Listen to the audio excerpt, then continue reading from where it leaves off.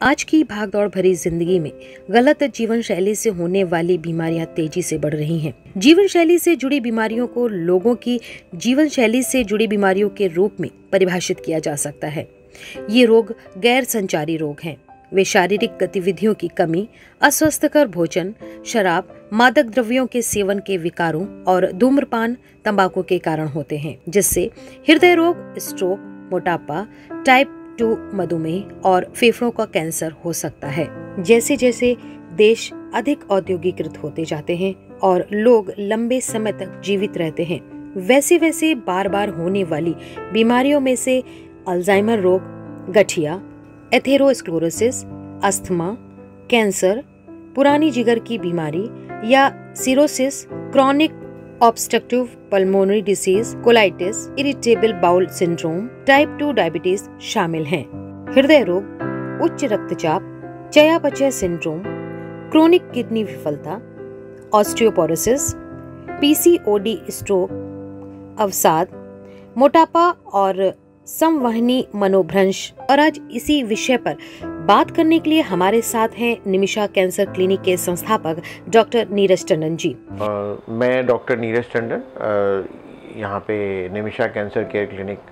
मुंशी पुलिया, Vasundhara complex, sector 16, Indira Nagar, Lucknow में यहाँ पे जो सेंटर है हमारा, करीब ये तो सेंटर 5-6 साल से ही है, पर उससे पहले मैं लखनऊ में 16 साल से प्रैक्टिस कर रहा हूँ। इसके अलावा मैं टोटल मेरे को प्रैक्टिस करते हुए, मतलब जब से एमडी करी तब से तो 26 साल 27 साल हो चुके हैं। मैं लखनऊ के अलावा दिल्ली एम्स और पीजीआई चंडीगढ़, टाटा मोर अस्पताल व महाराष्ट्र के और अस्पतालों, पुणे महाराष्ट्र के अस्पतालों में काम करके बाद में फिर मैं लखनऊ में यहाँ प्रैक्टिस शुरू किया। लखनऊ में भी यहाँ पे मैंने यहाँ के जितने बड़े बड़े हॉस्पिटल्स हैं वहाँ मैं अटैच रहा हूँ, और लखनऊ में विवेकानंद पॉलीक्लिनिक में करीब मैंने 10 साल अपनी सेवाएं दी हैं मरीजों को, और इसके अलावा यहाँ पे ये सेंटर पिछले 5 साल से है।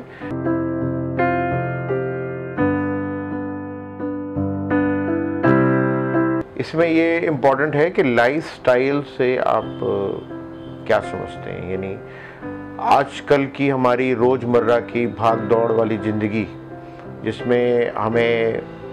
मतलब लगातार अपने एक रूटीन में चलना पड़ता है। कई बार जो बड़ी लाइफ अनसर्टेन रहती है हम लोग की, क्या करना है क्या नहीं करना,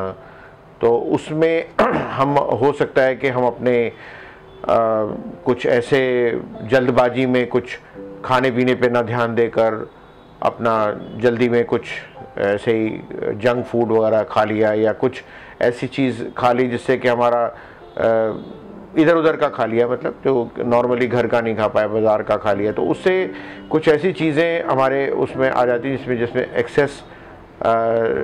शुगर या की मात्रा चली गई, या फिर ज़्यादा हमारा ऑयल, घी, तली भुनी चीज़ें जैसे वो चली गई, या फिर ज़्यादा हम लोगों ने कॉफ़ी चाय पी ली या कोल्ड ड्रिंक वगैरह पी लिया, तो जिससे कि हम लोग को अलग अलग प्रकार के विकार हो सकते हैं। यही लाइफस्टाइल डिजीज़ेस हैं। इसके अलावा हमारे मतलब दांतों में भी उससे तकलीफ़ हो सकती है। इसके अलावा हमारे जो है, जैसे बैठे हैं हम, किस प्रकार से बैठे हैं, तो बैठ के झुक के बैठे हैं, या हमारी टेबल और वो जो है वो कंफर्टेबल नहीं है, जैसे ऑफिस का काम कर रहे हैं हम लोग, कंप्यूटर पे काम कर रहे हैं, तो उसमें भी हमारे गर्दन में तनाव आता है और कुछ हाथों पैरों में भी जोर पड़ता है, जिसके कारण से वो भी बीमारियां लाइफस्टाइल में ही आती हैं, लाइफस्टाइल डिजीज़ में। तो इस तरह के विकार जो कि हमारे लगातार भागदौड़ वाली ज़िंदगी व हमारे खान पान से संबंधी हो,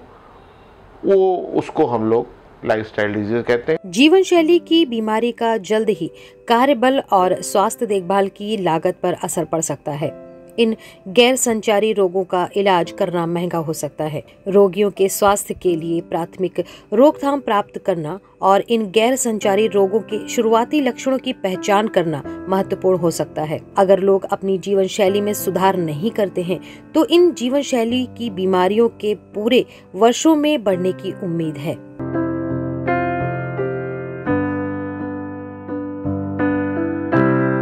हाँ, इसमें जो मैं बताना चाह रहा हूँ सबसे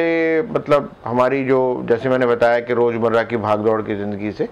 सबसे इम्पोर्टेंट हमारे पास यदि हम लोग प्रॉपर एक्सरसाइज वगैरह नहीं कर रहे हैं तो सबसे इम्पोर्टेंट जो बीमारी होती है वो दिल की बीमारी होती है, हार्ट डिजीज़, जिसमें हमारा छाती वगैरह में दर्द हो सकता है, जिसमें हार्ट से संबंधी पेन हो सकता है, ईसीजी में डिस्टर्बेंस आ सकते हैं, या हमको आगे चल के दिल का दौरा वगैरह पड़ सकता है स्ट्रेस लेने से, बहुत ज़्यादा स्ट्रेस, काम का स्ट्रेस, प्रेशर, चिंता, इस सब से ये होता है। दूसरी इम्पॉर्टेंट डिजीज़ है दिमाग संबंधी बीमारियाँ जिनको स्ट्रोक बोलते हैं, जिसमें आप लोगों ने सुना होगा कभी किसी को ब्रेन हैमरेज हो गया, कभी किसी का खून का थक्का जम गया दिमाग में, या मुंह टेढ़ा हो गया, हाथ पैर में एक तरफ का लकवा मार गया। ये बीमारियां भी लाइफस्टाइल से रिलेटेड हैं। और इसके अलावा शुगर की बीमारी, शुगर मतलब ब्लड प्रेशर और शुगर, डायबिटीज़, हाइपरटेंशन, ये भी हमारा जो है खान पान की संबंधी और वह एक्सेस हमारा जो स्ट्रेस है उससे संबंधी बीमारियां होती हैं। और इसके अलावा हमारा जो कॉमन में जैसे हम लोग नशा वगैरह करते हैं तो तंबाकू का प्रयोग और बीड़ी सिगरेट वगैरह का सेवन करें तो उससे हमारे को खांसी, जुखाम, COPD होता है, जो इसमें हमारे बीड़ी पीने से, सिगरेट पीने से फेफड़े फूल जाते हैं बुढ़ापे में,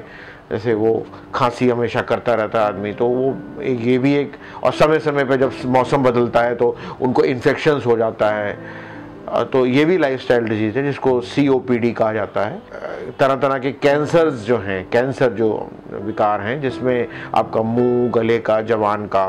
स्वरयंत्र का, व अंदर सांस की नली का, लंग्स का कैंसर है, लाइफस्टाइल डिजीज़ हैं जो कि कॉमनली आप लोग कहेंगे कि ये तो लगभग सारी आपने डॉक्टरों की, सब टाइप के डॉक्टरों की चीज़ें बता दी। इसके अलावा दांतों में जो कैरीज वगैरह होती हैं, जो आपका ज़्यादा कोल्ड ड्रिंक वगैरह पीने से, व इस तरह का खाना मसाले वाला खाने से हमारे दांतों में, लड़कियों को पुचके खाने की बड़ी आदत है, वो गोलगप्पे बोलते हैं, बड़े कॉमन, आदमी भी खाते हैं आजकल तो बहुत ज़्यादा मैंने देखा, तो उसमें जो है आपका दांत में कैरीज हो जाती हैं, गड्ढे हो जाते हैं, कीड़े लग जाते हैं, तो वो भी एक लाइफस्टाइल डिजीज़ है। आपको टेंशन है किसी चीज़ से तो आपको मेंटल डिप्रेशन हो जाएगा, डिप्रेशन यानी आपको किसी काम में मन नहीं लगेगा, आप हो सकता है अपनी चीज़ों पे फोकस नहीं कर पाएँ, तो ये मेंटल डिप्रेशन भी एक लाइफस्टाइल डिजीज़ है। और इसलिए ये निशुल्क हमारा जो कैंप हो रहा है, ये इसका यही सब मतलब है कि कैंसर ही नहीं, हम लोग बाकी बीमारियों पर भी फोकस करते हैं इसमें।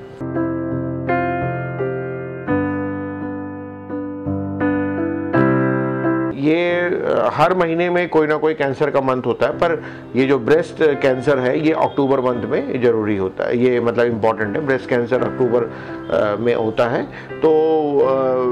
इसमें हम लोग को महिलाओं को जागरूक करना है, सबसे इम्पॉर्टेंट है। और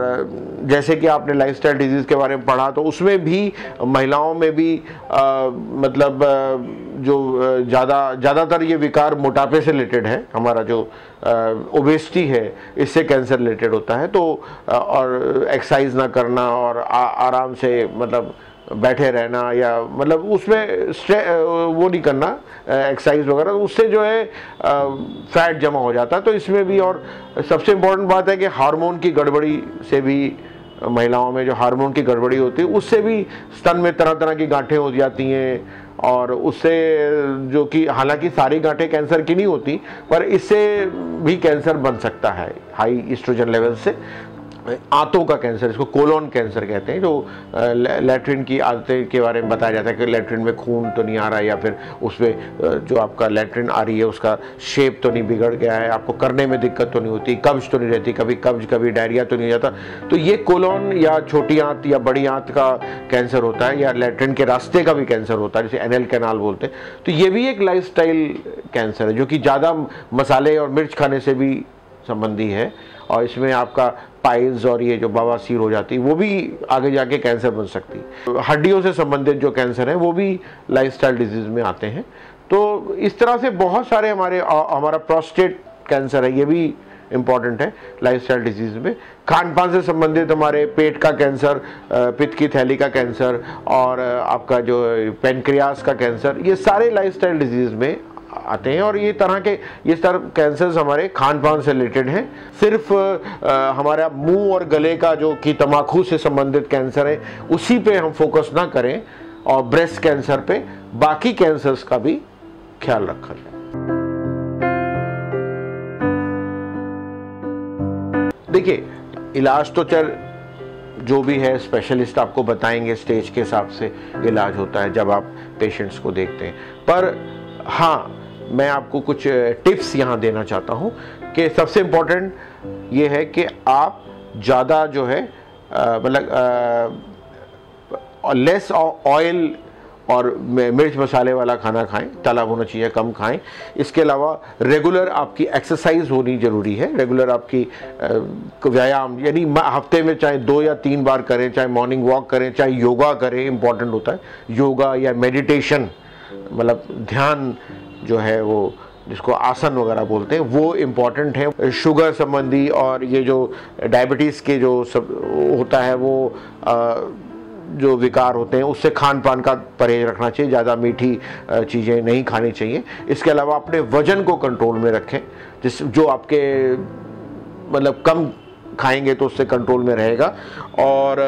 अपने ब्लड प्रेशर और शुगर को भी कंट्रोल में रखना जरूरी है। ये भी क्योंकि आपका जो मैंने आपको बताया कि दिमाग संबंधी जो ये आपका ब्रेन हैमरेज है और थक्का खून का जमना, ये सब ब्लड प्रेशर से रिलेटेड है और शुगर से भी रिलेटेड है। तो ये आपको सब कुछ अपना कंट्रोल में रखना है और उसका ध्यान देना है समय समय पे। यदि आपको कोई दवाई खाते हैं तो उन दवाइयों का सेवन भी आपको प्रॉपरली करना है, टाइम से करना है। और अपने डॉक्टर से, जो कि मेडिसिन के डॉक्टर हैं और या फिर फिजिशियन हैं या फिर और टाइप के जो भी डॉक्टर से आप मिलते जुलते हैं, तो वो जो है उनसे समय समय पे मिलते रहिए और अपना ख्याल रखिए।